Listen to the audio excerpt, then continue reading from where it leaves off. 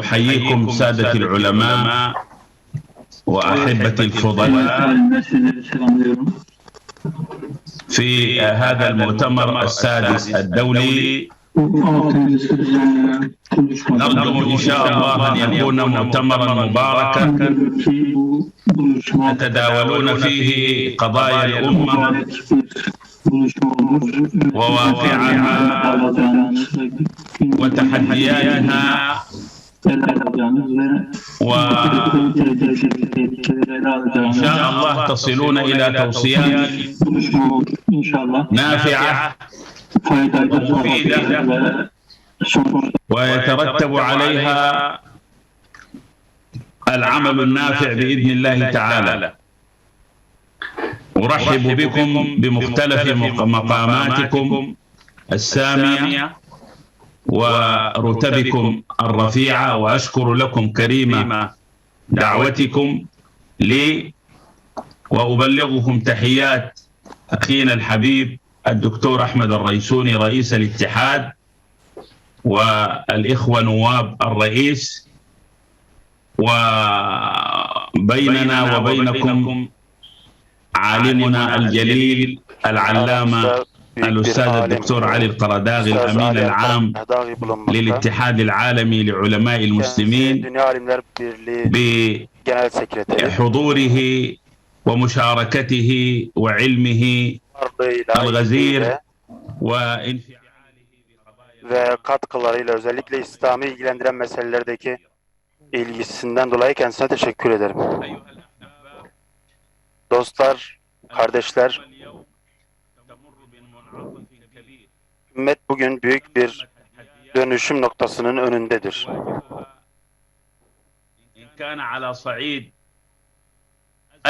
Şu an İslam birçok konuda meydan okumalarla karşı karşıyadır.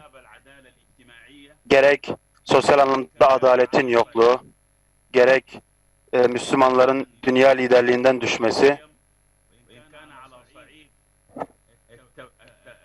gerekse kendi aralarında ayrılığa düşmeleri, parçalanmaları anlamında ve yine gerekse geride kalma, ümmetlerin arkasında kalma anlamında İslam şu an büyük bir meydan okumayla karşı karşıyadır.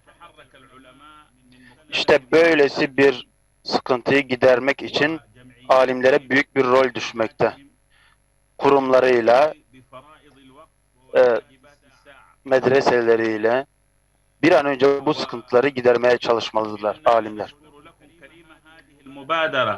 Ben özellikle bu girişiminizden dolayı sizlere teşekkür ediyorum. Böylesi meseleleri gündem etmenizden dolayı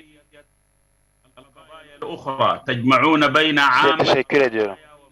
Ki dikkatimi çekti ki siz burada hem umumi, ümmeti ilgilendiren umumi meseleleri gündem etmişsiniz, hem de çok hususi önemli meseleleri konu edinmişsiniz bu toplantıda.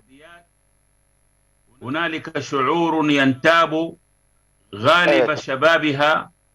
Şu an karşı karşıya kaldığımız sıkıntılardan, meydan okumalardan bir tanesi de İslam gençliğinde var olan umudunu kaybetmişlik, yese düşmüşlüktür ki alimlerin görevlerinden bir tanesi de bu yesle mücadele etmek, gençlere, ümmet gençlerine ümit empoze etmektir. Biz alimlere düşen görevlerden bir tanesi de şudur ki biz bu gençlere bir kez daha İslam medeniyetini kurabileceğimiz ümidini vermeliyiz. Evet, İslam ümmeti tam 6 Haçlı seferiyle karşı karşıya kaldı. Bunlar öylesi seferlerdi ki o dönemin insanları herhalde bu Haçlı seferleri def edilemez diye düşünürken Allah-u Teala Nurettin Zengi, Salahaddin Eyyubi gibi yiğitleri bu saldırıları püskürtmek için ümmet içerisinden çıkardı. Keza İslam ümmetine Moğollar tarafından büyük saldırılar oldu. İnsanlar artık İslam ümmetinin kurtuluşu yoktur derken Allah-u Teala Memlüklilerden Seyfuddin Kutuz isimli Müslüman komutanın eliyle kafirleri büyük bir bozguna uğrattı. وجهود Ve التغيير ümmet dönem dönem birçok فهذه الأمة مرحومة tehdit akımıyla asa ayak uydurabilmiştir. Bunlar öyle bir taifedir ki hak üzere kalmışlardır. İnsanların onları yarı yolda bırakması onlara bir zarar vermemiştir. İslam ümmetindeki tecdit hareketleri, ihya hareketleri sayesinde İslam ümmeti her daim asrın yeniliklerine ayak uydurabilmiştir. Ki Peygamber sallallahu aleyhi ve sellem Allahu Teala'nın her 100 yılın başında İslam ümmetini yenileyecek, ona yeni bir söylem kazandıracak mücedditlerin geleceğini bize bildirmiştir. قد قال عليه الصلاة والسلام Peygamber sallallahu aleyhi ve sellem başka bir hadisinde ضمها وجمعها فرأيت مشارقها şöyle buyurmuştur. Allahu Teala bana yeryüzünü tek parça olarak gösterdi. Doğuyla batıyı birleştirip bana gösterdi ve gördüm ki benim ümmetim öyle yerlere varacaktır ki güneşin doğduğu yerden tutun güneşin battığı yere kadar her yerde bu ümmetin bayrağı sallanacaktır buyurmuştur sallallahu aleyhi ve sellem hadisin mealinde. Allahu Teala bir ayet-i şerifede buyurmaktadır ki Allahu Teala nurunu tamamlamaktan başkasını kabul etmez. Allahu Teala bu nurunu tamamlayacaktır buyurmaktadır. دور علمائها ودعاتها Anlatmak istediğim özetle şu ki İslam ümmeti alimleriyle, davetçileriyle تعالى في التغيير والإصلاح Allahu Teala'nın على أن تكون ihya ve yeryüzünün değişikliği adına var olan sünnetini göz önünde bulundurup İslam ümmetinin var olan duruma ayak uydurabilmesini sağlaması gerekmektedir. Ancak bu şekilde biz bir kez daha insanlar arasında adaleti yaygınlaştırabiliriz. Evet, bütün bu meydan okumalara karşı İslam ümmetinin, alimlerinin في مسار görevi iki şeydir. في مسار التعبئة التوعية بصحيح الدين Biri والتوعية ümmeti bilinçlendirmesidir. Bu bilinçlendirme sahih dini, akideyi yayma, vaktin önemini ümmete fehmettirme, ümmetin sahip olduğu potansiyeli İslam ümmetine belletme, ونخب متخصصة İslam كلهم ümmetindeki mütehassıs, kültürlü bireyleri İslam hizmetine kanalize etme anlamında هذه المعركة طويلة الأمد bir bilinçlendirme hareketi, faaliyeti içerisinde bulunmak zorundadırlar. Evet, تحديات من نوع آخر غير التحديات التي ذكرتها bahsettiğim meydan okumaların dışında başka bazı العدالة الاجتماعية ومن حالة meydan الفرقة okumalarla da biz karşı karşıyayız. بواقع أسرانا ومسرانا Bunlardan bir tanesi de şu an var olan, Filistin'de var olan esirlerimizin durumudur. İsrail'le yapılan normalleşme anlaşmalarıdır. Keza İslam ümmetinin sevabetine, dinin şaşmaz, değişmez kanunlarına yapılan saldırılar var biliyorsunuz.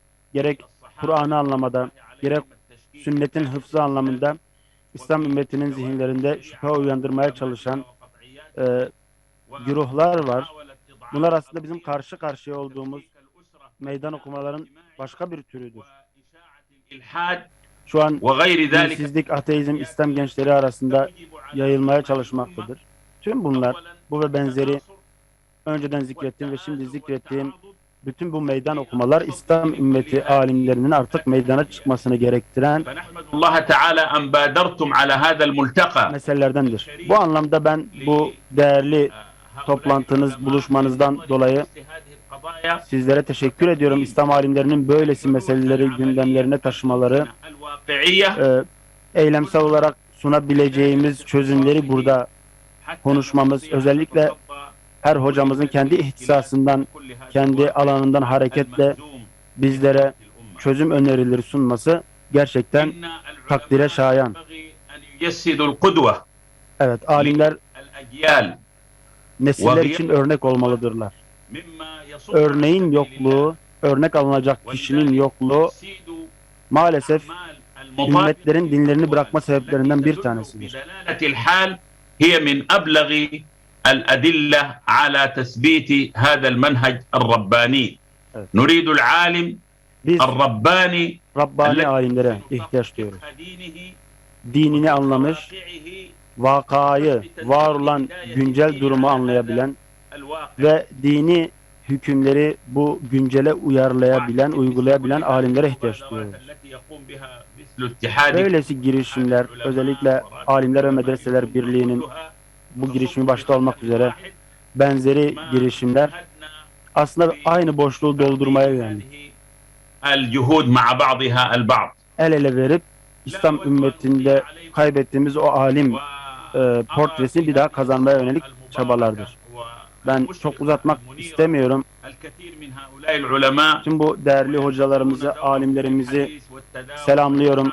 Her biri kendi fikirlerini belirtecektir. Her birinin katkıları olacaktır. Bu anlamda uzatmak istemiyorum. Allahu Teala cehdinizi bol kılsın, bereketli kılsın, yaptıklarınızı salih amellerinizden saysın. Rabbim sizi hayır kaynağı kılsın, ümmete basiret bahşedenlerden eylesin. Bir kez daha İslam ümmetinin sahip olduğu potansiyelleri dışarı çıkarıp eskiden var ettiğimiz o medeniyeti bir kez daha kuran kişiler eylesin. ولكن رحلناها نفوسا كريمة تحمل ما لا يستطاع فتحمل. Tüm hocalarıma teşekkür ediyorum. Rabbim kendilerinden razı olsun. Son olarak okuduğum beyitlerle sizleri selamlıyor.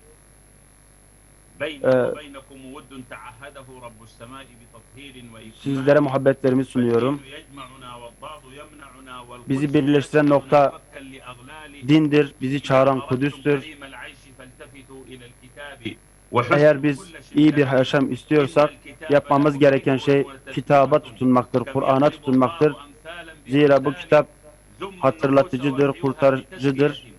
تشفي وترفع من رين وأقفال إني كفيل لئن وفيتم ذمما أن تنزل البطشة الكبرى بأنزالي إن تنصروا الله ينصركم ويجزيكم. Allah'a yardım ederseniz Allah da size yardım eder.